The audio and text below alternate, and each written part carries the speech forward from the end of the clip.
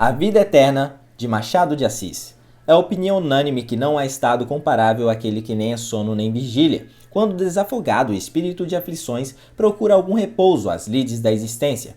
Eu de mim digo que ainda não achei hora de mais prazer, sobretudo quando tenho o estômago satisfeito e aspiro a fumaça de um bom charuto de Havana.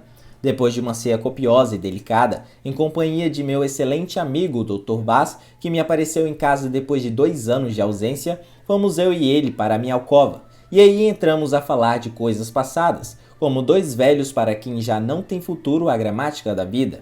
Vaz estava sentado numa cadeira de espaldar, toda forrada de couro, igual às que ainda hoje se encontram nas sacristias, e eu estendi-me em um sofá também de couro. Ambos fumávamos 2 excelentes charutos que me haviam mandado de presente alguns dias antes. A conversa, pouco animada ao princípio, foi esmorecendo cada vez mais, até que eu e ele, sem deixarmos o charuto da boca, cerramos os olhos e entramos no estado a que aludi acima, ouvindo os ratos que passeavam no forro da casa, mas inteiramente esquecidos um do outro. Era natural passarmos dali ao sono completo, e eu lá chegaria, se não ouvisse bater à porta 3 fortíssimas pancadas. Levantei-me sobressaltado. Vaz continuava na mesma posição, o que me fez supor que estivesse dormindo, porque as pancadas deviam ter-lhe produzido a mesma impressão se ele se achasse meio acordado como eu. Fui ver quem me batia a porta. Era um sujeito alto e magro, esbuçado em um capote. Apenas lhe abri a porta, o homem entrou sem me pedir licença e nem dizer coisa nenhuma. Esperei que me expusesse o motivo de sua visita e esperei debalde, porque o desconhecido sentou-se comodamente em uma cadeira, cruzou as pernas, tirou o chapéu e começou a tocar com os dedos na copa do dito chapéu, uma coisa que eu não pude saber o que era, mas que devia ser alguma sinfonia de doidos, porque o homem parecia vir direitinho da Praia Vermelha. Relanceei os olhos para o meu amigo, que dormia a sono solto na cadeira de espaldar. Os ratos continuavam a sua saturnal no forro. Conservei-me de pé durante poucos instantes a ver se o desconhecido se resolvia a dizer alguma coisa, e durante esse tempo, apesar da impressão desagradável que o homem produzia em mim, examinei-lhe as feições e o vestuário. Já disse que vinha embrulhado em um capote. Ao sentar-se, abriu-se-lhe o capote e vi que o homem calçava umas botas de couro branco, vestia calça de pano amarelo e um colete verde, cores estas que, se estão bem numa bandeira, não se pode com justiça dizer que adornem e aformoseiem o corpo humano. As feições eram mais estranhas que o vestuário. Tinha os olhos vesgos, um grande bigode, um nariz à moda de César, boca rasgada, queixo saliente e beiços roxos. As sobrancelhas eram fartas, as pestanas longas, a testa estreita, coroando tudo uns cabelos grisalhos e em desordem. O desconhecido, depois de tocar a sua música na copa do chapéu, levantou os olhos para mim e disse-me: "Sente-se, meu rico senhor." Era atrevimento receber eu ordens em minha própria casa. O meu primeiro dever era mandar o sujeito embora. Contudo, o tom em que ele falou era tão intimativo que eu insensivelmente obedeci e fui sentar-me no sofá. Daí pude ver melhor a cara do homem, à luz do lampião que pendia do teto, e achei-a pior do que antes. "Chamo-me Tobias e sou formado em matemáticas." Inclinei-me levemente. O desconhecido continuou: "Desconfio que hei de morrer amanhã. Não se espante. Tenho certeza de que amanhã vou para o outro mundo. Isso é o menos. Morrer é dormir. To die, to sleep. Entretanto, não quero ir deste mundo sem cumprir um dever imperioso e indispensável. Veja isto." O desconhecido tirou do bolso um quadrinho e entregou-me. Era uma miniatura, representava uma moça formosíssima de feições. Restituí o quadro ao meu interlocutor, esperando a explicação.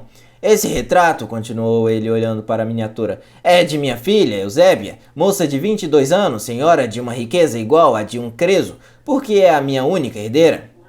Eu me espantaria do contraste que havia entre a riqueza e a aparência do desconhecido se não tivesse já a convicção de que tratava com um doido. O que eu estava a ver era o meio de pôr um homem pela porta fora, mas confesso que receava algum conflito, e por isso esperei o resultado daquilo tudo.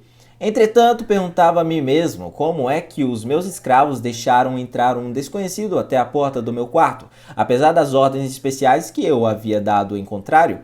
Já eu calculava mentalmente a natureza do castigo que lhes daria por causa de tamanha incúria ou cumplicidade, quando o desconhecido atirou-me estas palavras à cara: "Antes de morrer, quero que o senhor se case com Eusébia. É esta a proposta que venho fazer-lhe, sendo que no caso de aceitar o casamento, já aqui lhe deixo este maço de notas do banco para alfinetes, e no caso de recusar, mando-lhe simplesmente uma bala à cabeça com este revólver que aqui trago.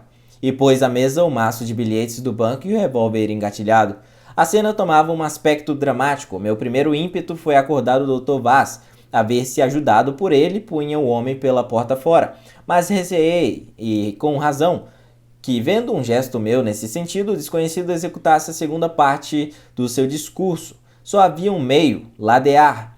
Meu rico Sr. Tobias, é inútil dizer-lhe que eu sinto imensa satisfação com a proposta que me faz, e está longe de mim a ideia de recusar a mão de uma tão formosa criatura, e mais os seus contos de réis. Entretanto, peço-lhe que repare na minha idade. Tenho 70 anos. A senhorita Dona Eusébia apenas conta 22. Não lhe parece um sacrifício isto que vamos impor à sua filha? Tobias sorriu, olhou para o revólver e entrou a tocar com os dedos na copa do chapéu. Longe de mim, continuei eu, a ideia de ofendê-lo. Pelo contrário, se eu consultasse unicamente a minha ambição, não diria palavra. Mas é no interesse mesmo dessa gentilíssima dama, que eu já vou amando apesar dos meus 70, e no interesse dela, que eu lhe observo a disparidade que entre nós existe. Estas palavras disse-as eu em voz alta ao ver se o Dr. Vaz acordava, mas o meu amigo continuava mergulhado na cadeira e no sono. Não quero saber de sua idade, disse Tobias pondo o chapéu na cabeça e segurando no revólver. O que eu quero é que se case com Eusébia, e hoje mesmo. Se recusa, mato. Tobias apontou-me o revólver. Que faria eu naquela alternativa, se não aceitar a moça e a riqueza, apesar de todos os meus escrúpulos? Caso, exclamei. Tobias guardou o revólver na algibeira e disse: Pois bem, vista-se. Já? Sem demora, vista-se enquanto eu leio. Levantou-se, foi à minha estante, tirou um volume do Dom Quixote e foi sentar-se outra vez. E enquanto eu, mais morto que vivo, ia buscar ao guarda-roupa a minha casaca, o desconhecido tomou uns óculos e preparou-se para ler. Quem é este sujeito que está dormindo tão tranquilo? Perguntou ele enquanto limpava os óculos. É o Dr. Vaz, meu amigo. Quer que lhe apresente? Não, senhor, não é preciso, respondeu Tobias sorrindo maliciosamente. Vesti-me com vagar para dar tempo a que algum incidente viesse interromper aquela cena desagradável para mim. Além disso, estava trêmulo, não atinava com a roupa nem com a maneira de vestir. De quando em quando, deitava um olhar para o desconhecido, que lia tranquilamente a obra do imortal Cervantes. O meu relógio bateu 11 horas. Subitamente lembrou-me que uma vez na rua podia eu ter o recurso de encontrar um policial a quem comunicaria a minha situação, conseguindo ver-me livre do meu importuno sogro. Outro recurso havia, e melhor que esse, vinha a ser acordar o Dr. Vaz na ocasião da partida, coisa natural, e ajudado por ele desfazer-me do incógnito.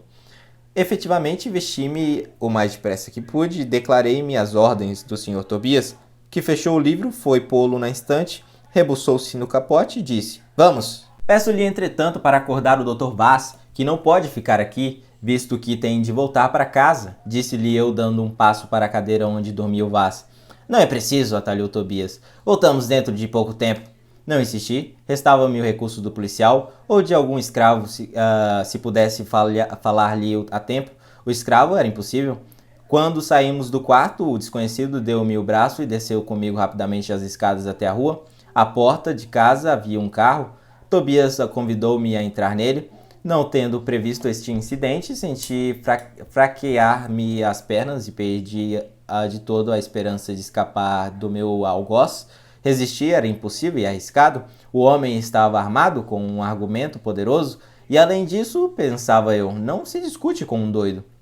Entramos no carro, não sei quanto tempo andamos, nem por que caminho fomos, calculo que não ficou no Rio de Janeiro, canto por onde não passássemos. No fim de longos e aflitivos séculos de angústia, parou o carro diante de uma casa toda iluminada por dentro.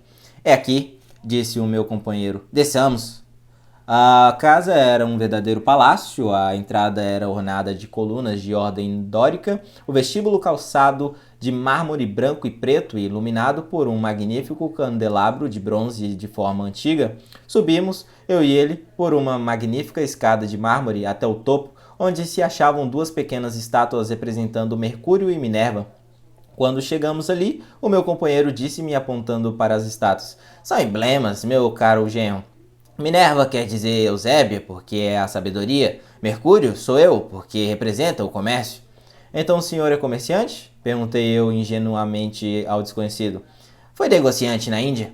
Atravessamos 2 salas e ao chegarmos à terceira encontramos um sujeito velho a quem Tobias me apresentou dizendo: Aqui está o Dr. Camilo da Anunciação. Leve-o para a sala dos convidados enquanto eu vou mudar de roupa. Até já, meu caro genro. E deu-me as costas. O sujeito velho, que eu soube depois ser o mordomo da casa, tomou-me pela mão e levou-me a uma grande sala, que era onde se achavam os convidados. Apesar da profunda impressão que me causava aquela aventura, confesso que a riqueza da casa me assombrava cada vez mais. E não só a riqueza, senão também o gosto e a arte com que estava preparada. A sala dos convidados estava fechada quando lá chegamos. O mordomo bateu 3 pancadas e veio abrir a porta um lacaio, também velho, que me segurou pela mão, ficando o mordomo do lado de fora. Nunca me há de esquecer a vista da sala apenas se me abriram as portas. Tudo ali era estranho e magnífico. No fundo, em frente da porta de entrada, havia uma grande águia de madeira fingindo bronze, encostada à parede, com as asas abertas e preparando-se para voar. Do bico da águia pendia um espelho, cuja parte inferior estava presa às garras, conservando assim a posição inclinada que costuma ter um espelho de parede. A sala não era forrada de papel, mas de seda branca. O teto artisticamente trabalhado, grandes candelabros, magnífica mobília, flores em profusão, tapetes, tudo enfim quanto o luxo e o gosto sugerem ao espírito de um homem rico. Os convidados eram poucos e não sei por que coincidência, eram todos velhos, como o mordomo e o lacaio, e o meu próprio sogro, finalmente velhos, como eu também. Introduzido pelo criado, fui logo cumprimentado pelas pessoas presentes com uma atenção que me dispôs logo o ânimo a querer-lhes bem. Sentei-me numa cadeira e vieram reunir-se em roda de mim, todos risonhos e satisfeitos por ver o genro do incomparável Tobias. Era assim que chamavam o homem do revólver. Acudi como pude às perguntas que me faziam, e parece que todas as minhas respostas contentavam aos convidados, porquanto de minuto a minuto choviam sobre mim louvores e cumprimentos. Um dos convidados, homem de 70 anos, condecorado e calvo, disse com aplausos gerais: O Tobias não podia encontrar melhor genro, nem que andasse com uma lanterna por toda a cidade, que digo, por todo o império. Vê-se que o Dr. Camilo da Anunciação é um perfeito cavalheiro, notável por seus talentos, pela gravidade da sua pessoa e, enfim, pelos admiráveis cabelos brancos que lhe adornam a cabeça, mais feliz do que eu, que os perdi há muito tempo. Há muito. Suspirou o homem com tamanha força que parecia estar nos arrancos da morte. A assembleia cobriu de aplausos as últimas palavras do orador. Articulei um agradecimento e preparei imediatamente os ouvidos para responder a outro discurso que me foi dirigido por um coronel reformado e outro finalmente por uma senhora que desde a minha entrada não tirava os olhos de mim. Senhora Condessa, disse o coronel quando a senhora acabou de falar, confesse, Vossa Excelência, que os rapazes de hoje não valem este respeitável ancião, futuro genro do incomparável Tobias. Valem nada, coronel. Em matéria de noivos, só o século passado os fornece capazes e bons. Casamentos de hoje? Abre núncio. Uns peraltas todos pregadinhos, esticados, sem gravidade, sem dignidade, sem honestidade. A conversa sentou toda neste assunto. O século XIX sofreu ali um vasto processo e, talvez preconceito de velho, falavam tão bem naquele assunto, com tanta discrição e acerto, que eu acabei por admirá-los. No meio de tudo, estava ansioso por conhecer a minha noiva. Era a última curiosidade. E se ela fosse, como eu imaginava, uma beleza e, além do mais, riquíssima, que poderia exigir da sorte? Aventurei uma pergunta nesse sentido a uma senhora que se achava ao pé de mim e em frente à condessa.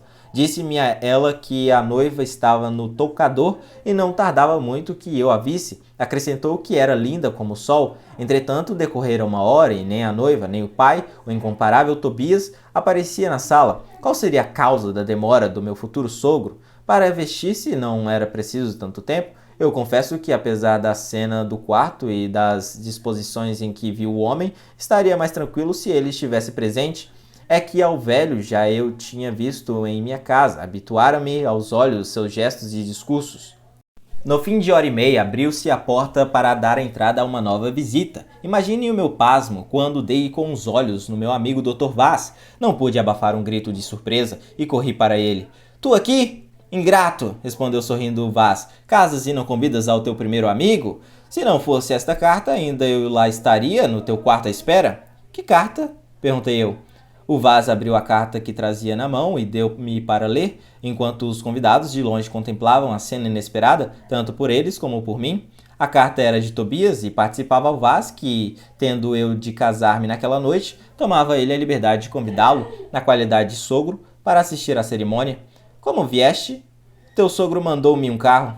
Aqui fui obrigado a confessar mentalmente que o Tobias merecia o título de incomparável, como Enéas, o de Pil. Compreendi a razão por que não quis que eu acordasse, era para causar-lhe a surpresa de vê-lo depois. Como era natural, quis o meu amigo que eu lhe explicasse a história do casamento, tão súbito, e eu já me dispunha a isso, quando a porta se abriu e entrou o dono da casa. Ou era outro. Já não tinha as roupas esquisitas e o ar singular com que a ouvira no meu quarto, agora trajava com aquela elegância grave que cabe a um velho e pairava-lhe nos lábios o mais amável sorriso. Então, meu caro genro, disse-me ele depois dos cumprimentos gerais, que me diz a vinda do seu amigo?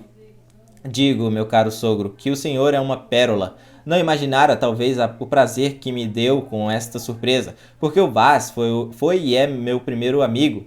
Aproveitei a ocasião para o apresentar a todos os convidados, que foram de geral acordo em que o Dr. Vaz era um digno amigo do Dr. Camilo da Anunciação. O incomparável Tobias manifestou o desejo e a esperança de que dentro de pouco tempo ficaria a sua pessoa ligada a de nós ambos, por modo que fôssemos todos designados os três amigos do peito. Bateu meia-noite, não sei em que igreja da vizinhança, ergueu-se o incomparável Tobias e disse-me: meu caro genro, vamos cumprimentar a sua noiva? Aproxima-se a hora do casamento. Levantaram-se todos e dirigiram-se para a porta da entrada, indo na frente eu, o Tobias e o Vaz. Confesso que de todos os incidentes daquela noite, este foi o que mais me impressionou, a ideia de ir ver uma formosa donzela, na flor da idade, que devia ser minha esposa, esposa de um velho filósofo já desenganado das ilusões da vida. Essa ideia, confesso que me aterrou. Atravessamos uma sala e chegamos diante de uma porta, meio aberta, dando para outra sala ricamente iluminada. Abriram a porta dois lacaios e todos nós entramos. Ao fundo, sentada num riquíssimo divã azul, estava já pronta e deslumbrante de beleza a senhorita Dona Eusébia.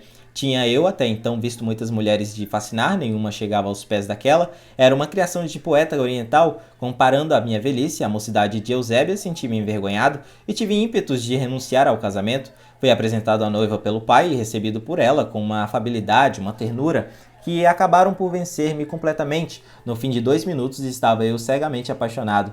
Meu pai não podia escolher melhor marido para mim, disse-me ela, fitando-me uns olhos claros e transparentes. Espero que tenha a felicidade de corresponder aos seus méritos. Balbuciei uma resposta, não sei o que disse. Tinha os olhos embebidos nos dela. Eusébia levantou-se e disse ao pai: estou pronta. Pedi que Vaz fosse uma das testemunhas do casamento, o que foi aceito. A outra testemunha foi o coronel. A condessa serviu de madrinha. Saímos dali para a capela, que era na mesma casa, e pouco retirada. Já lá se achavam o padre e o sacristão. Eram ambos velhos, como toda a gente que havia em casa, exceto Eusébia. Minha noiva deu sim com uma voz forte, e eu com voz fraquíssima. Pareciam invertidos os papéis. Concluído o casamento, ouvimos um pequeno discurso do padre acerca dos deveres que o casamento impõe e da santidade daquela cerimônia. O padre era um poço de ciência e um milagre de concisão. Disse muito em pouquíssimas palavras. Soube depois que nunca tinha ido ao parlamento.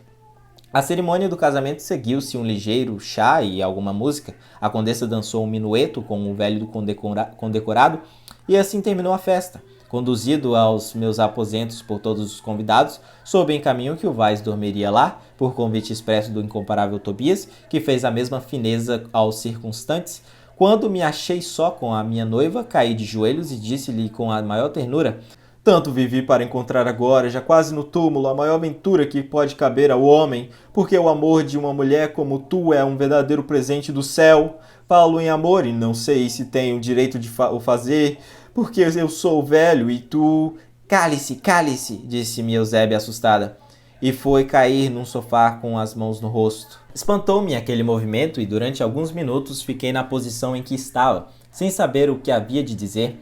Eusébia parecia estar chorando. Levantei-me afinal e, acercando-me do sofá, perguntei-lhe que motivo tinha para aquelas lágrimas. Não me respondeu. Tive uma suspeita e imaginei que Eusébia amava alguém e que, para castigá-la do crime desse amor, obrigavam-na a casar com um velho desconhecido a quem ela não podia amar. Despertou-se-me uma fibra de Dom Quixote. Era uma vítima, cumpria salvá-la. Aproximei-me de Eusébia, confiei-lhe a minha suspeita e declarei-lhe a minha resolução. Quando eu esperava vê-la agradecer-me de joelhos o nobre impulso das minhas palavras, vi com surpresa que a moça olhava para mim com um ar de compaixão e dizia-me abanando a cabeça: "Desgraçado, é o senhor quem está perdido." "Perdido?" exclamei eu, dando um salto. "Sim, perdido." Cobriu-se-me a testa de um suor frio, as pernas entraram a tremer-me e eu, para não cair, assentei-me ao pé dela no sofá. Pedi-lhe que me explicasse as suas palavras. "Por que não?" disse ela. "Se lhe ocultasse, seria cúmplice perante Deus, e Deus sabe que eu sou apenas um instrumento passivo nas mãos de todos esses homens. Escute, o senhor é o meu quinto marido. Todos os anos, no mesmo dia, à mesma hora, dá-se nesta casa a cerimônia que o senhor presenciou. Depois todos me trazem para aqui com o meu noivo, o qual..." "O qual?" perguntei eu suando. "Leia", disse Eusébia, indo tirar de uma cômoda um rolo de pergaminho. "Há um mês que eu pude descobrir isto e só há um mês tive a explicação dos meus casamentos todos os anos." Abri trêmulo o rolo que ela me apresentava e li fulminado as seguintes linhas: "Elixir da eternidade, encontrado numa ruína do Egito, no ano de 402. Em nome da águia preta e dos 7 meninos do setentrião, salve. Quando se juntarem 20 pessoas e quiserem gozar do inapreciável privilégio de uma vida eterna, devem organizar uma associação secreta e cear todos os anos no dia de São Bartolomeu, um velho maior de 60 anos de idade, assado no forno e beber vinho puro por cima. Compreende alguém a minha situação? Era a morte que eu tinha diante de mim, a morte infalível, a morte dolorosa. Ao mesmo tempo, era tão singular tudo quanto eu acabava de saber. Parecia-me tão absurdo o meio de comprar a eternidade com um festim de antropófagos que o meu espírito pairava entre a dúvida e o receio. Acreditava e não acreditava, tinha medo e perguntava por quê. "Essa é a sorte que o espera, senhor." "Mas isto é uma loucura!" exclamei. "Comprar a eternidade com a morte de um homem? Demais! Como sabe que este pergaminho tem relação?" "Sei, senhor", respondeu Eusébia. "Não lhe disse eu que este casamento era o quinto? Onde estão os outros 4 maridos? Todos eles penetraram neste aposento para saírem meia hora depois. Alguém os vinha chamar sob qualquer pretexto e eu nunca mais os via. Desconfiei de alguma grande catástrofe, só agora sei o que é." Entrei a passear agitado. Era verdade que eu ia morrer? Era aquela minha última hora de vida? Eusébia, sentada no sofá, olhava para mim e para a porta. "Mas aquele padre, senhora?" perguntei eu, parando em frente dela. "Aquele padre também é cúmplice?" "É o chefe da associação." "E a senhora também é cúmplice, pois que as suas palavras foram um verdadeiro laço. Se não fossem elas, eu não aceitaria o casamento." "Ai, senhor!" respondeu Eusébia, lavada em lágrimas. "Sou fraca, isso sim, mas cúmplice jamais. Aquilo que lhe disse foi me ensinado." Nisto ouvi um passo compassado no corredor. Eram eles, naturalmente. Eusébia levantou-se assustada e ajoelhou-se-me aos pés, dizendo com voz surda: "Não tenho culpa de nada do que vai acontecer, mas perdoe-me a causa involuntária." Olhei para ela e disse-lhe que a perdoava. Os passos aproximavam-se. Dispus-me a vender caro a minha vida, mas não me lembrava que, além de não ter armas, faltavam-me completamente as forças. Quem quer que vinha andando chegou à porta e bateu. Não respondi logo, mas insistindo de fora nas pancadas, perguntei: "Quem está aí?" "Sou eu", respondeu-me Tobias com uma voz doce. "Queira abrir minha porta?" "Para quê?" "Tenho de comunicar-lhe um segredo." "A esta hora?" "É urgente." Consultei Eusébia com os olhos, ela abanou tristemente a cabeça. "Meu sogro, adiemos o segredo para amanhã." "É urgentíssimo", respondeu Tobias. "E para não lhe dar trabalho, eu mesmo abro com outra chave que possuo." Corri à porta, mas era tarde. Tobias estava na soleira, risonho como se fosse entrar num baile. "Meu caro genro", disse ele, peço-lhe que venha comigo à sala da biblioteca. Tenho de comunicar-lhe um importante segredo relativo à nossa família." "Amanhã, não acha melhor?" disse eu. "Não, há de ser já", respondeu Tobias franzindo a testa. "Não quero." Não quer? Pois há de ir. Bem, sei que eu sou seu quinto genro, meu caro senhor Tobias. Ah, sabe? Eusébia contou-lhe os outros casamentos? Tanto melhor. E voltando-se para a filha, disse com frieza de matar. Indiscreta, vou dar-te o prêmio. Senhor Tobias, ela não tem culpa. Não foi ela quem lhe deu esse pergaminho? Perguntou Tobias apontando para o pergaminho que eu ainda tinha na mão. Ficamos aterrados. Tobias tirou do bolso um pequeno apito e deu um assobio, ao qual responderam outros, e daí a alguns minutos estava a alcova invadida por todos os velhos da casa. Vamos à festa, disse o Tobias. Lancei mão de uma cadeira e ia atirar contra o sogro, quando Eusébia segurou-me no braço, dizendo: É meu pai.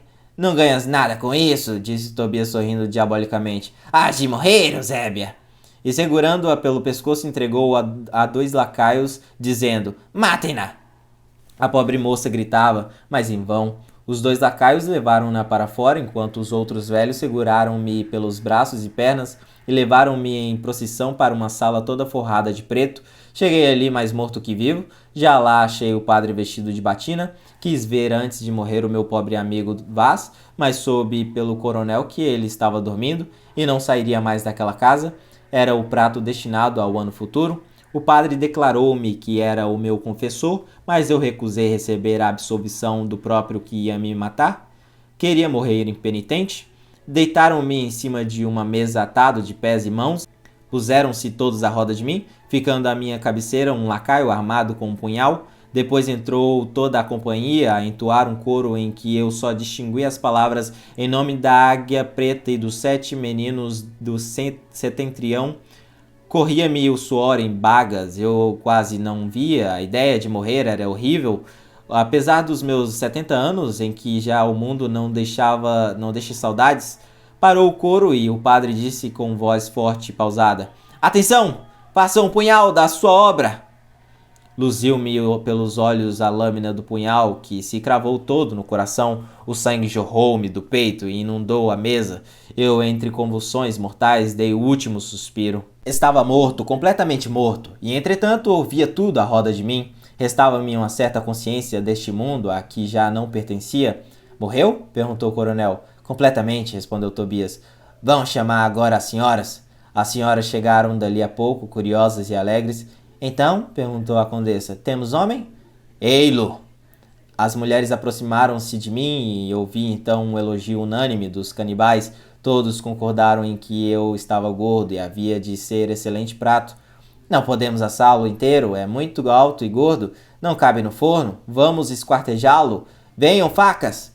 Estas palavras foram ditas pelo Tobias, que imediatamente distribuiu os papéis. O coronel cortar-me-ia a perna esquerda, o condecorado a direita, o padre um braço, ele outro, e a condessa, amiga de nariz de gente, cortaria o meu para comer de cabidela. Vieram as facas e começou a operação. Confesso que eu não sentia nada, só sabia que me haviam cortado uma perna quando ela era atirada ao chão com um estrépito. Bem, agora ao forno, disse Tobias. De repente ouvi a voz do Vaz. Que é isso? Camilo, que é isso? Dizia ele. Abri os olhos e achei-me deitado no sofá em minha casa. Vaz estava ao pé de mim. Que diabos tens tu? Olhei espantado para ele e perguntei. Onde estão eles? Eles quem? Os canibais. Estás doido, homem? Examinei-me, tinha as pernas, os braços e o nariz. O quarto era meu, Vaz era o mesmo Vaz. Que pesadelo tiveste? Disse ele. Estava eu a dormir quando acordei com os teus gritos? Ainda bem, disse eu. Levantei-me, bebi água e contei o sonho ao meu amigo, que riu muito, e resolveu passar a noite comigo. No dia seguinte, acordamos tarde e almoçamos alegremente. Ao sair, disse-me o Vaz, por que não escreves o teu sonho para o Jornal das Famílias? Homem, talvez. Pois escreve, que eu mando ao Garnier.